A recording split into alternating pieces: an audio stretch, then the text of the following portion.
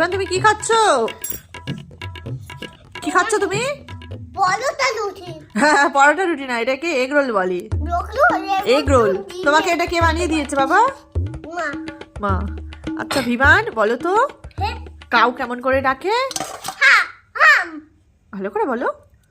হাম্বা হাম্বা। হাম্মা। গোট কেমন করে ডাকে? বে বে। আচ্ছা, ডগ কেমন করে ডাকে? গু গু। আচ্ছা, ক্যাট কেমন করে ডাকে?